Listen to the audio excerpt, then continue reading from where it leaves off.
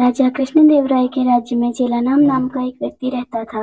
वह राज्य में इस बात से प्रसिद्ध था कि कोई सुबह सवेरे उसका चेहरा सबसे पहले देख ले तो उसे दिन भर खाने को कुछ नहीं मिलता था। लोग उसे मनहूस कहकर पुकारते थे। बेचारा चेलाराम इस बात से दुखी तो बहुत होता, लेकिन फिर भी अपने काम में लगा रहता था। एक दिन राजा के कानों तक ये बात जा पहुंची। राजा राजा इस बात को सुनकर बहुत उत्सुक हुए। वह जानना चाहते थे कि क्या चेलाराम सच में इतना मनहूस है। अपनी इस उत्सुकता को दूर करने के लिए उन्होंने चेलाराम को महल में हाजिर होने का बुलावा भेजा। दूसरी ओर चेलाराम इस बात से अनजान खुशी खुशी महल में चल पड़ा। महल पहुंचने पर जब राजा ने उसे देखा तो सोचने लगे, यह चेलाराम तो दूसरों की भांति सामान्य प्रतीत होता है। यह कैसे दूसरे लोगों के लिए मनुष्यत का कारण हो सकता है। इस बात को परखने के लिए उन्होंने आदेश दिया कि चेलाराम को उनके शयन कक्ष के सामने वाले कमरे में ठहराया जाए। आदेशानुसार चेलाराम को राजा के सामने वाले कमरे में ठहराया गया।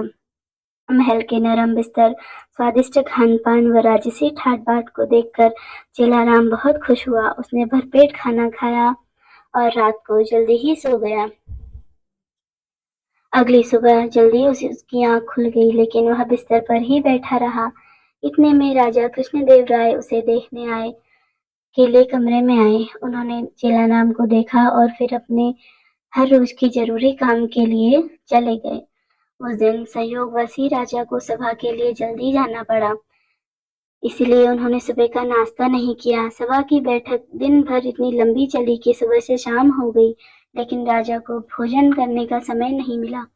थके हारे भूखे राजा शाम को भोजन के लिए बैठे ही थे कि परोसे हुए खाने में मक्खी पड़ी देख उन्हें बहुत गुस्सा आया और उन्होंने भोजन न करने का निर्णय लिया। भूख व थकान से राजा का बुरा हाल तो था ही, ऐसे में गुस्से में आकर उन्होंने इस बात का दोषी चेलाराम को ठहराया। उन्होंने स्वीकार कर लिया कि यह एक मनहूस व्यक्ति है तथा जो कोई भी सुबह सवेरे उसका चेहरा देख ले तो उसे दिन भर अन्न का एक निवाला भी नसीब नहीं होता। उन्होंने गुस्से में आकर चेलाराम को मृत्युदंड की सजा सुनाई और कहा, ऐसे व्यक्ति को राज्य में जीने का कोई अधिकार नहीं है। जब यह बात चेलाराम को पता चली तो वह भागा भागा तेनालीराम के पास जा पहुंचा। उसे मालूम था इस सजा से उसे केवल तेनालीराम ही बचा सकते हैं। उसने उन्हें अपनी पूरी व्यथा सुनाई। तेनालीराम ने उसे आश्वासन दिया कि कहा वह न डरे और जैसा वह कहता है बिल्कुल वैसा ही करे। अगले दिन फांसी के समय चेलाराम को लाया गया। उससे पूछा गया कि क्या उसकी कोई आखिरी इच्छा है।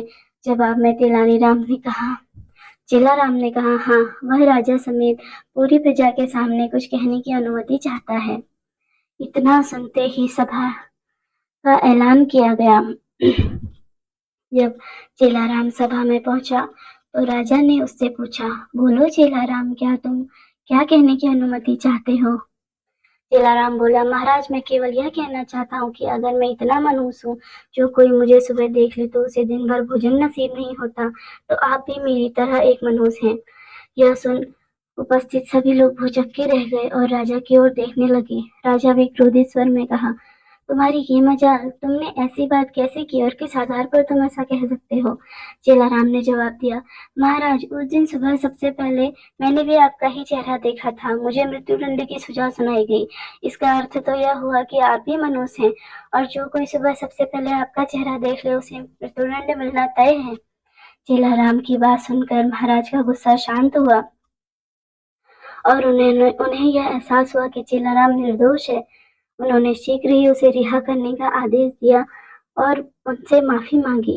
उन्होंने चेलाराम से पूछा, उसे ऐसा करने के लिए किसने कहा। चेलाराम ने जवाब दिया, तेनालीराम के अलावा कोई और मुझे इस मृत्युदंड से नहीं बचा सकता था, इसलिए मैंने उनके समक्ष जाकर अपने प्राणों की गुहार लगाई थी। यह सुनकर महाराज अत्यंत प्रसन्न हुए और उन्होंने तेनालीराम की खूब प्रशंसा की। उनकी बुद्धिमानी को देखा और महाराज ने उन्हें रत्न जड़ित सोने का हार इनाम स्वरूप दिया। कहानी की सीख, तेनालीराम